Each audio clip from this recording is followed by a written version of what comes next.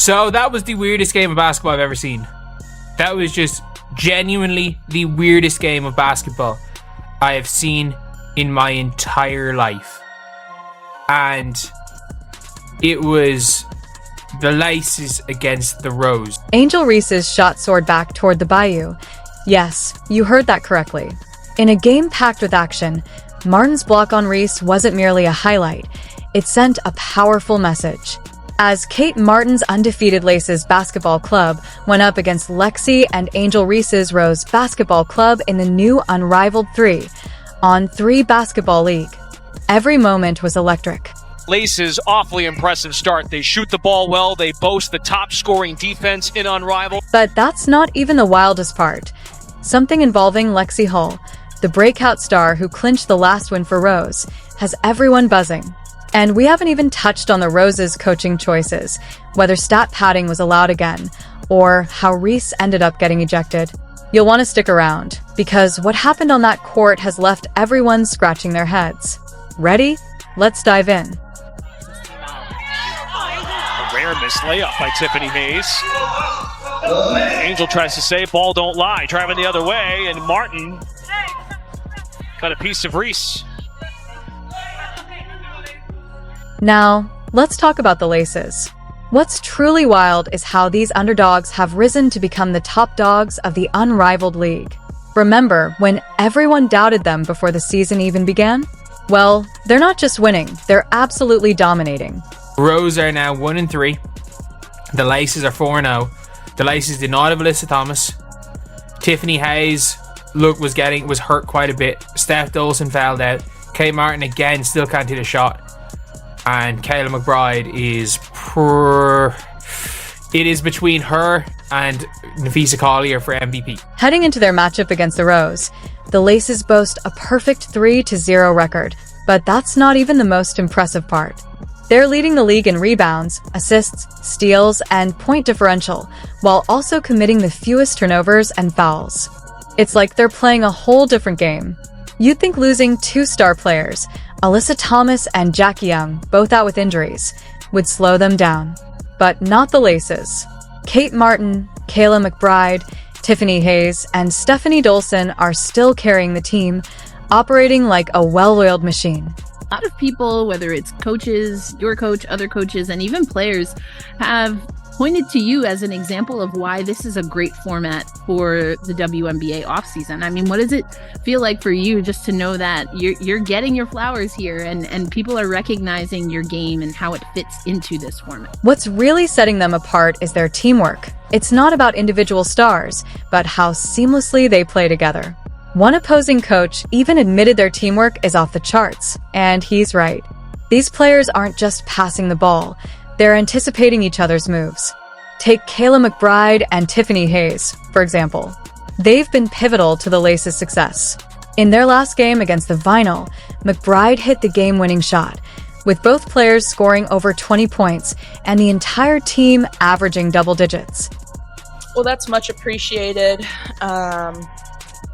But I don't know. I've always had confidence in myself of knowing the type of player that I am.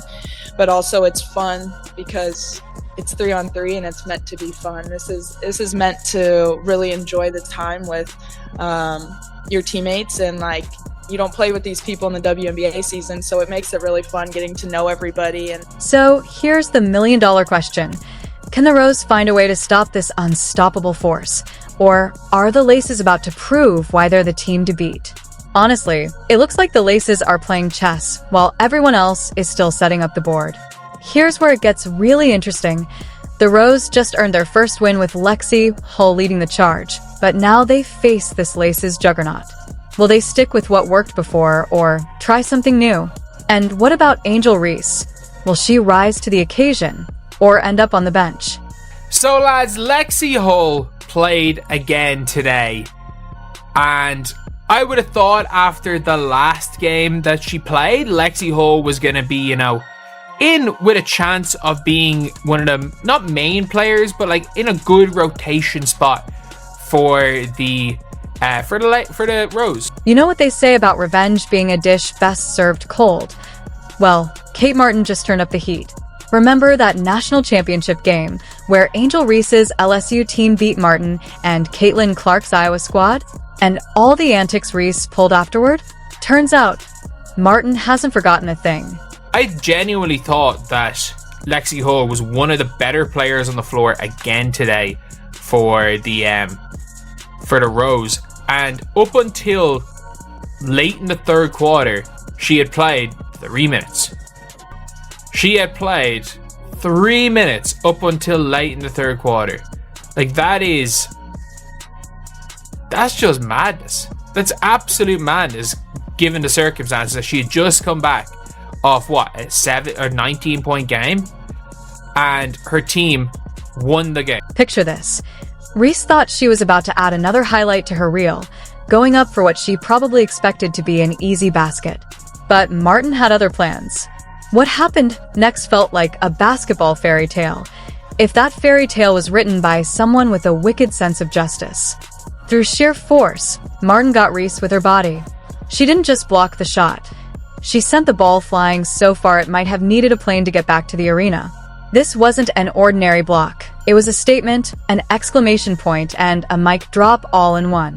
Martin was basically saying, "Not today, Angel, not in my house." But here's where it gets really interesting. This block wasn't just about defense, it was personal. It was Martin's way of saying, "Remember me? I'm not the same player you faced before." The fans felt it too. One spectator even exclaimed, "Oh my, Kate almost sent Barbie back to the bayou." Reese responded with good hands, but Martin's impact was undeniable. I would have thought that, she would be easily getting her 10 minutes most games, and that there'd be no reason why she wouldn't be playing big minutes.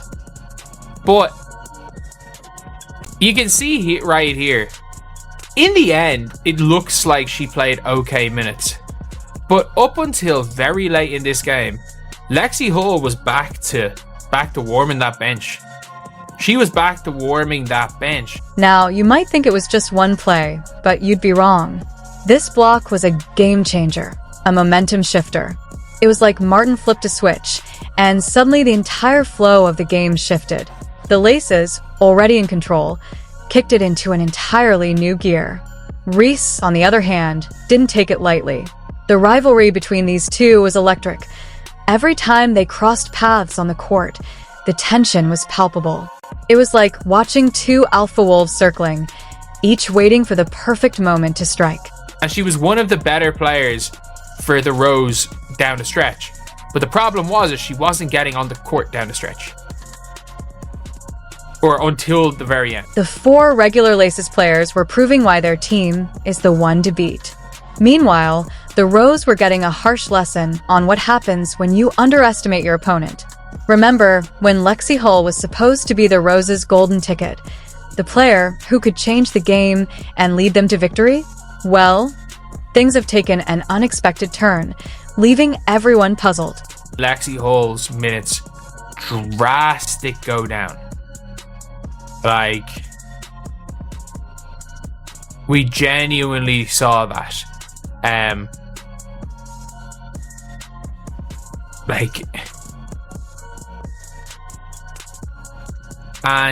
to be honest, I don't know what Nola Henry can do, because very clearly Lexie Hull was in the three best players today, but it's like, you can't not play the point guard. The Laces proved why they're the team to beat, dominating with just 4 players while the Rose struggled.